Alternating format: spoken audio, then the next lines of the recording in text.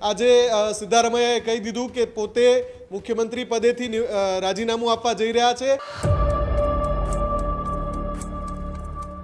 Decay શિવકુમારને જ કોંગ્રેસ હવે સુકાન આપશે, કેમ કે સવારે જે કોંગ્રેસના નેતાઓની બેઠક મળી એમાં અનૌપચારિક રીતે ડીકે શિવકુમારના નામ પર સહમતિ બની ગઈ છે। એટલે હવે જોવાનું એ છે કે એક બે દિવસમાં ક્યારે ડીકે શિવકુમાર વિધાયક દળના નેતા બને છે અને એ પછી કોંગ્રેસ ત્યાં સરકાર બનાવવાનો દાવો કરે છે ડીકે શિવકુમારના નેતૃત્વમાં। આ બંને જે ટોચના નેતા છે કર્ણાટક કોંગ્રેસના, એમની વચ્ચે ખટરાક પણ બહુ લાંબા સમયથી ચાલી રહ્યો હતો।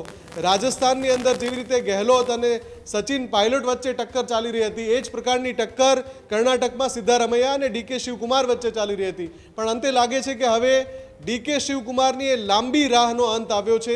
સિદ્ધાર્થ મૈયા અંતે કર્ણાટકના મુખ્યમંત્રી પદેથી રાજીનામું આપશે, ત્યારે ડીકે શિવકુમાર કર્ણાટકના નવા મુખ્યમંત્રી બની શકે છે। કર્ણાટકની અંદર ચૂંટણીના પરિણામો બાદ હવે ચર્ચાઓ તેજ થતી જોવા મળી રહી છે।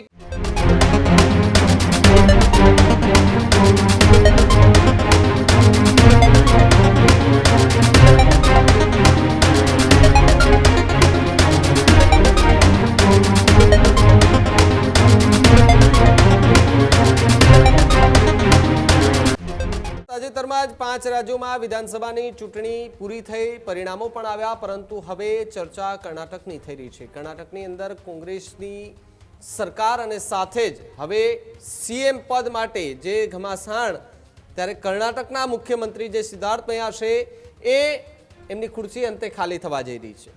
સિદ્ધાર્થ મૈયા અંતે કર્ણાટકના મુખ્યમંત્રી પદેથી રાજીનામું આપશે, ત્યારે ડીકે શિવકુમાર કર્ણાટકના નવા મુખ્યમંત્રી બની શકે છે। જી હા, કોંગ્રેસની બેઠકમાં ડીકે શિવકુમારના નામ પર મહોર લાગી શકે તેવી પણ વાત છે, સહમતિ દર્શાવી શકે છે। ત્યારે શુક્રવારે સત્તાવાર રીતે કોંગ્રેસ શિવકુમારના નેતૃત્વમાં દાવો પણ કરી શકે છે। ત્યારે સિદ્ધાર્થ મૈયાને રાજ્યસભાના સાંસદ પદનું પણ એ પદ જે છે તે આપવામાં આવી શકે તેવી સંભાવના। ત્યારે સિદ્ધાર્થ મૈયાના પુત્રને મંત્રી પદ અપાય તેવી પૂરેપૂરી સંભાવનાઓ જે છે તે હાલ તો જે છે તે જોવા મળી રહી છે। ત્યારે કર્ણાટકની અંદર ચૂંટણીના પરિણામો બાદ હવે ચર્ચાઓ તેજ થતી જોવા મળી રહી છે કે મુખ્યમંત્રી કોણ, જે ત્યાંના અત્યારના જે હાલના જે મુખ્યમંત્રી છે તેમની ખુરશી એ ખાલી થવા જઈ રહી છે ને નવા સીએમના પદના જે ચહેરો છે તેમનું નામ અત્યારથી જ નક્કી જે છે તે માનવામાં આવી રહ્યું છે। મુફદ્દલ મારી સાથે જોડાયા છે। મુફદ્દલ, 5 રાજ્યોની ચૂંટણીના પરિણામો બાદ સૌથી વધારે જો ચર્ચા થતી હોય તો એ કર્ણાટકની હતી, કારણ કે કર્ણાટકની અંદર જે પ્રમાણે ચૂંટણી થઈ, પરિણામો આવ્યા, ઘમાસાણો જોવા મળ્યા અને હવે સીએમ પદના ચહેરા માટે જે મહેનત થઈ રહી છે, ડીકે શિવકુમારનું નામ અત્યારે નક્કી માનવામાં આવી રહ્યું છે અને જે સિદ્ધાર્થ મૈયા છે તેઓ હવે ખુરશી ખાલી કરવાની તૈયારી જે છે તે દર્શાવી રહ્યા છે। ભાવિક, 2023માં કર્ણાટકની ચૂંટણી થઈ હતી અને ત્યારે જ ડીકે શિવકુમાર એ કોંગ્રેસના મુખ્યમંત્રી પદના પ્રબળ દાવેદાર હતા જ।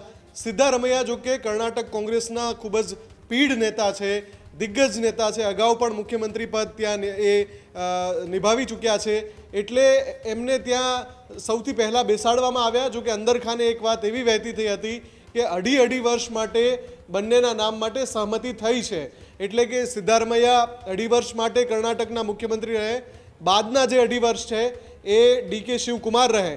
ડીકે શિવકુમાર આમ તો ઘણી બધી વખત ટ્રબલ શૂટર પણ રહ્યા છે કોંગ્રેસના અને જે હાઈકમાન્ડ છે એના ખૂબ જ નજીકના વિશ્વાસુ નેતા છે, પણ કેમ કે સિદ્ધારમૈયા પીઢ છે, એમની સાથે કર્ણાટક કોંગ્રેસનો એક મોટો ધડો છે, ઘણા બધા ધારાસભ્યો એમની સાથે છે, એટલા માટે સિદ્ધારમૈયાને પહેલા મુખ્યમંત્રી બનાવાયા હતા। પણ ચૂંટણીના 2.5 વર્ષ પછી કર્ણાટકમાં જાણે કે હાઈ પ્રોફાઇલ પોલિટિકલ ડ્રામા શરૂ થયો હોય એમ છેલ્લા કેટલાક કલાકોથી બેઠકોનો દોર લગાતાર ચાલી રહ્યો છે, સંભાવનાઓ ચાલી રહી હતી, અટકળો લગાવાઈ રહી હતી। અંતે સવારે આજે સિદ્ધારમૈયાએ કહી દીધું કે પોતે મુખ્યમંત્રી પદેથી રાજીનામું આપવા જઈ રહ્યા છે અને આગામી સમયમાં નવા મુખ્યમંત્રી નિયુક્ત કરાશે। આ સમયે ડીકે શિવકુમાર પણ ત્યાં હાજર હતા। ડીકે શિવકુમારને જ કોંગ્રેસ હવે સુકાન આપશે, કેમ કે સવારે જે કોંગ્રેસના નેતાઓની બેઠક મળી એમાં અનૌપચારિક રીતે ડીકે શિવકુમારના નામ પર સહમતિ બની ગઈ છે।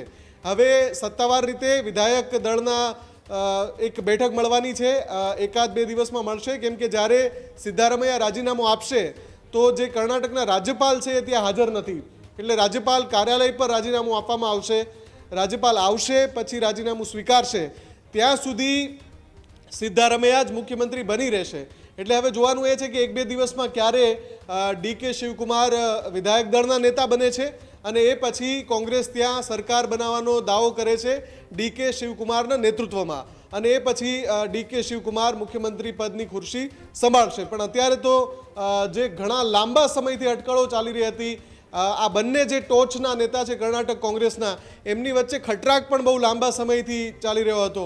રાજસ્થાનની અંદર જેવી રીતે ગેહલોત અને સચિન પાયલોટ વચ્ચે ટક્કર ચાલી રહી હતી, એ જ પ્રકારની ટક્કર કર્ણાટકમાં સિદ્ધારમૈયા અને ડીકે શિવકુમાર વચ્ચે ચાલી રહી હતી. પણ અંતે લાગે છે કે હવે ડીકે શિવકુમારની એ લાંબી રાહનો અંત આવ્યો છે અને એમને મુખ્યમંત્રી પદની ખુરશી મળવા જઈ રહી છે. ભાવિક, બિલકુલ. મુફદ્દલ, આભાર જોડાવા બદલ અને માહિતી બદલ. ત્યારે જ ન્યૂઝરૂમ ગુજરાતની યુટ્યુબ ચેનલને સબસ્ક્રાઇબ કરો અને ઇન્સ્ટાગ્રામ અને ફેસબુક પર ફોલો કરો. અપડેટ રહો, સત્યની સાથે રહો.